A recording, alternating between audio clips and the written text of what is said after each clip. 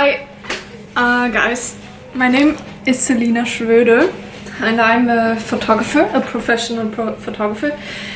I'm working as a photographer professionally since 5 years, more or less, and I'm studying at the same time.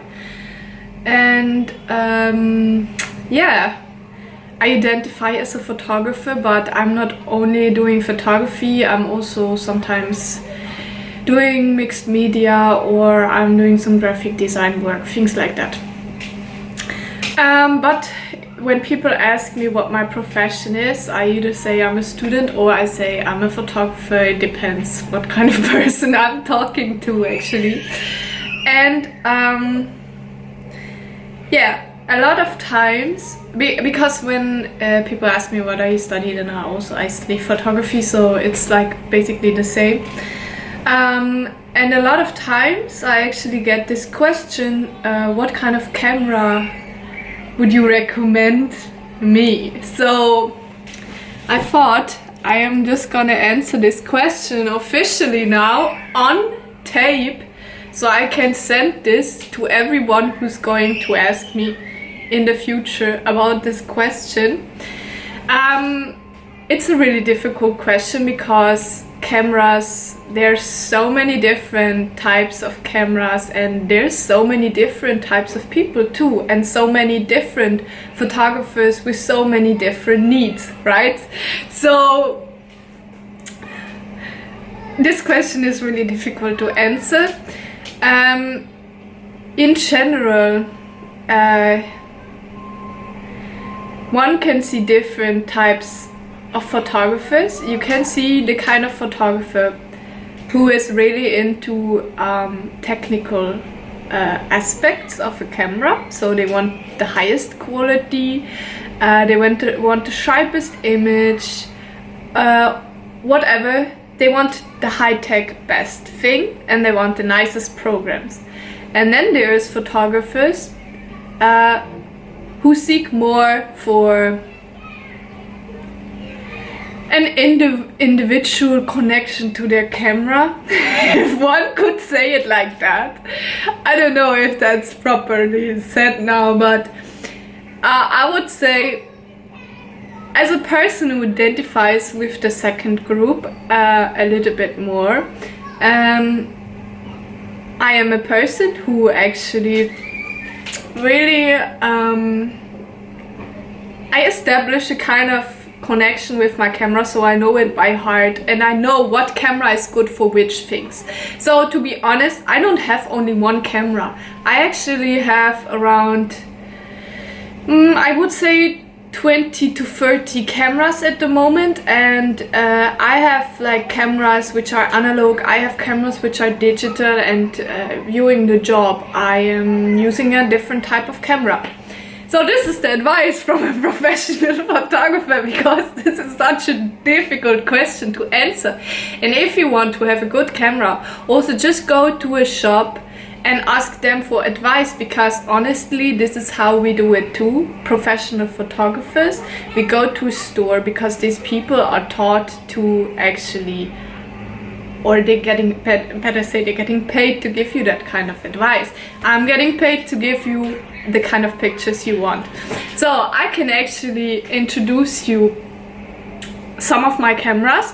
I currently, I just moved from the Netherlands to Australia actually, and there I had to make a really important decision. I had to make the decision which of my cameras am I gonna take with me.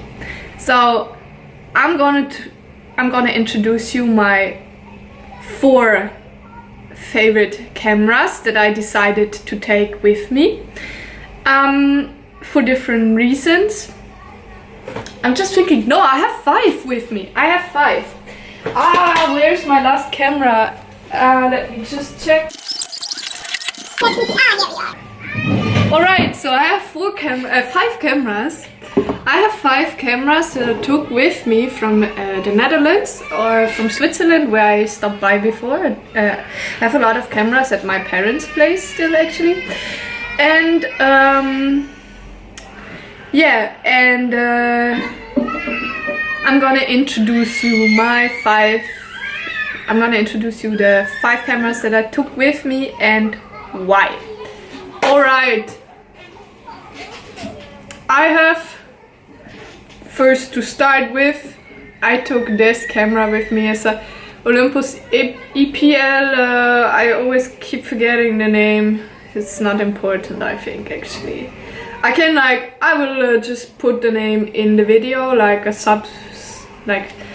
little bar or something, or here where the name of the camera is written, because seriously it doesn't matter, it matters how it feels. So this is my first camera actually that I ever bought, or better say my second camera, but the first type of similar to a DSLR. It's a mirrorless camera, it's pretty nice, and it has a really cool mode. It's called art mode, where it shoots in black and white, so it saves me a lot of editing sometimes, which I love, and it also shoots in RAW, and I just really have an emotional connection to this camera because it's so handy, it's really small, the quality is really good still, and I carry it basically everywhere. Like after I finished high school, I moved to Australia for the second time. Like I lived as a kid in Australia, and then I came back, and honestly I never spent any day without my camera. Like I was always on the roads and I would always take this camera with. So this camera had to come back with me. Second camera that I have, and you know guys, this is a real fucking survivor. Like I can't tell you guys how often I dropped this camera. Actually I got this camera fixed in China, where I was in 2019 for a holiday, because in China you have these like guys, they have like little shops, and they would just like, they are so good, like they have this high technical knowledge, they just know what to do, and it's so much cheaper than when you send it to the actual like manufacturer Olympus.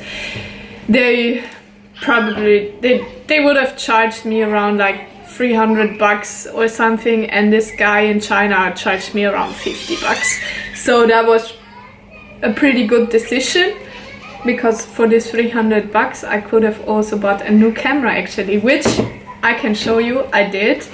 Actually, that's a good order. So I had this camera, it was broken when I went to the Philippines, then I went to another country, and I just bought this in a second-hand store actually.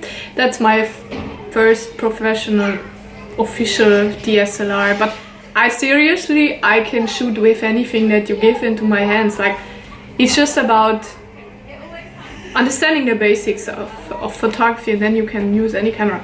So it looks pretty impressive, right? It's pretty big, I like it. I use it really often for shoots, like I'm taking party photography sometimes, and I take this with me, and I actually have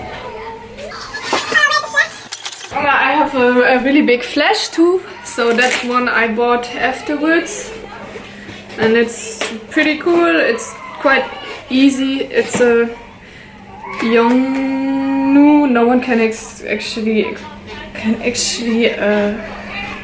pronounce this. Yes, so you just put it in there, and then you have a fucking good flash and a pretty impressive camera, and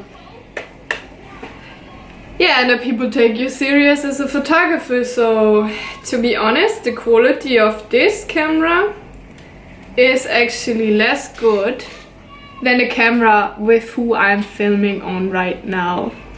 I have to show you this camera too later. Maybe I could do it with a mirror or something like that.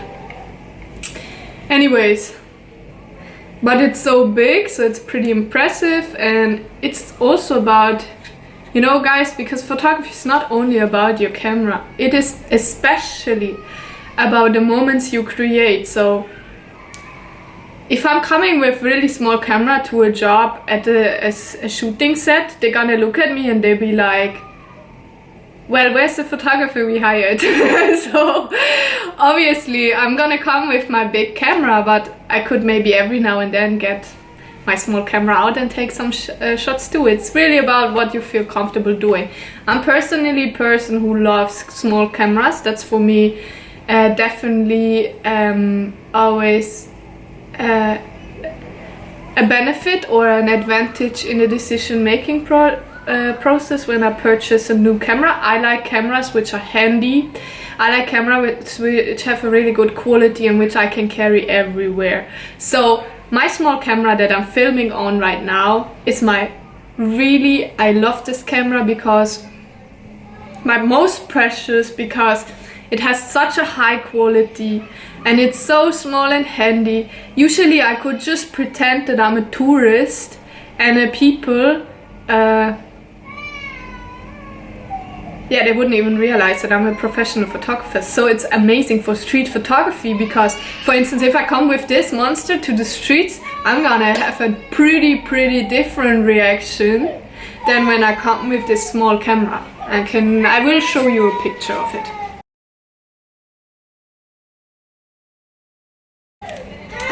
And and then you can actually, there's like an extra battery pack down here.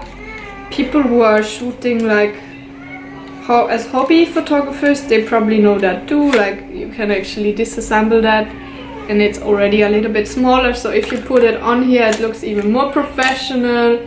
And it actually allows you to put in 2 batteries at the same time. I'm charging one at the moment, actually. So it looks like this. So you have 2 batteries next to each other, which allows you to shoot for a longer time. So this is a really nice setup for a shooting scenario.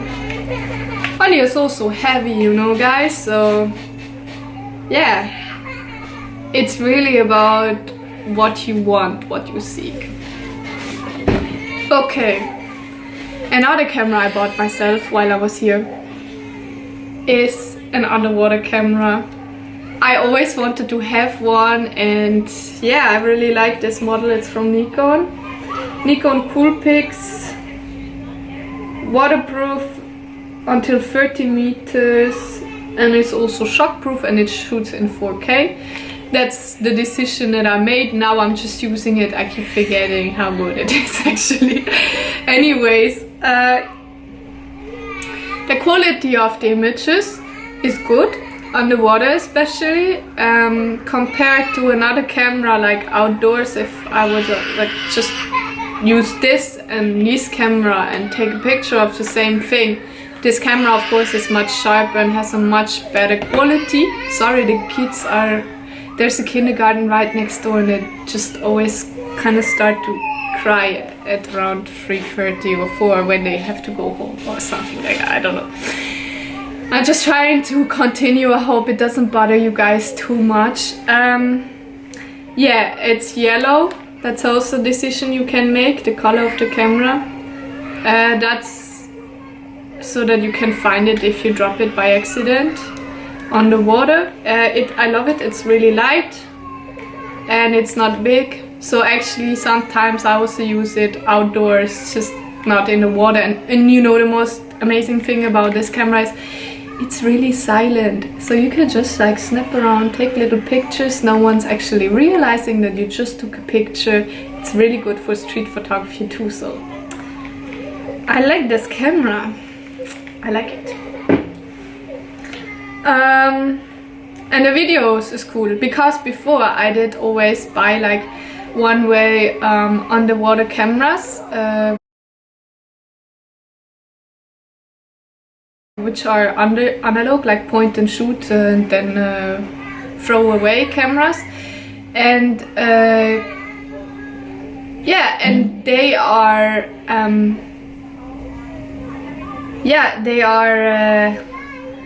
they are nice. You take a few pictures, like to be specific, one film has around 21 pictures or something, and then you get them developed, which is really expensive actually. But the negative side effect, and which I appreciate about this camera, is like, first of all, I can take as many pictures as I want, and second of all, I actually can also take videos, and that I couldn't with the analog version. So this is a good investment. It's really about what you need, seriously, and it's really about your budget too. And yeah, the last camera I'm going to show you guys today is this camera. It's a Olympus Mju. It's a really good point and shoot analog camera. I actually got it from my ex-boyfriend. It's the only thing I didn't throw away from all the stuff that he gave me. We had a really terrible story going on. It doesn't matter, but this is a really good camera after all. Even though the relationship was shit, the camera is good. So I still have to use it actually. Yeah, it was a gift to me, so I will keep it. And yeah, it's analog, so I like again that it's pretty handy, it's not heavy, it's quite fast, it has a really nice flash. That's really nice about this camera, really strong flash. So a lot of analog cameras, point and shoot, they don't have such a strong flash. This one has a really strong flash and a really good lens. The lens is from I think it was a Zeiss, or it was like a what's the name of it? A Leica lens, but I don't know anymore. I'm really not into technologies like that, but I can motivate you guys to take good pictures. I can motivate you guys to dare to take pictures, because honestly, that's what I really believe.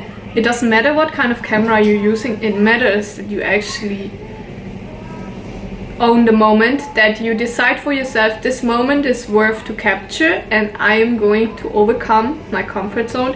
I'm going to overcome my fear. I'm gonna approach a person and I'm gonna ask them if I can take a picture of them, or I'm just gonna do it like street photography like anyways. And yeah, and that you really, as a photographer, I think the most beautiful thing about being a photographer is making that decision that this moment is worth to be remembered forever.